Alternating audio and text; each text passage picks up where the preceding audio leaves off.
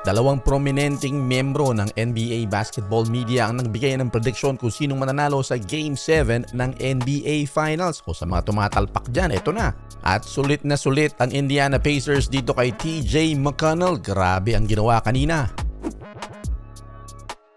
Panalong Indiana Pacers at malaking dahilan dyan ay ang kanilang reserve guard na si TJ McConnell. Grabe, siguro kung binabad ito nung Game 5 ay baka champion ang Pacers ngayon, ano? Pwede rin, di ba? Tingnan nyo naman ang ambag niya. 12 points, parang normal lang, okay lang, di ba? Pero 9 rebounds, 6 assists at may 4 na steals. Siya ang nanguna sa steals sa Indiana Pacers.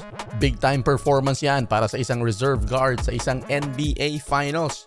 Hindi katangkaran itong si TJ McConnell at undrafted pa yan, mga kabasketball. Kaya dahil sa performance niya dito at sa mga nakaraang mga laro pa, ay lumalakas yung ingay na pwede siyang maging MVP candidate dito sa NBA Finals kung sila ang mananalo. At bukod sa kanya, isa pa si Pascal Siakam na pwede ring maging NBA Finals MVP kung mananalo ang Indiana. Makapigil hiningang Game 7, mga kabasketball, ang nag-aabang sa atin. Ito ang unang Game 7 sa NBA Finals mula ng 2016. O sa mga tumatalpak dyan, kanino ba kayo dyan? Mag-all in, ihanda na. Umabot na nga sa Game 7 ng NBA Finals ngayong season, mga kabasketball. At sino nga ba sa palagay nyo ang mananalo? Pues merong dalawang prominenteng NBA media men ang nagbigay na ng prediction. Isa dyan ay ang NBA legend na si Isaiah Thomas at itong si Skip Bayless.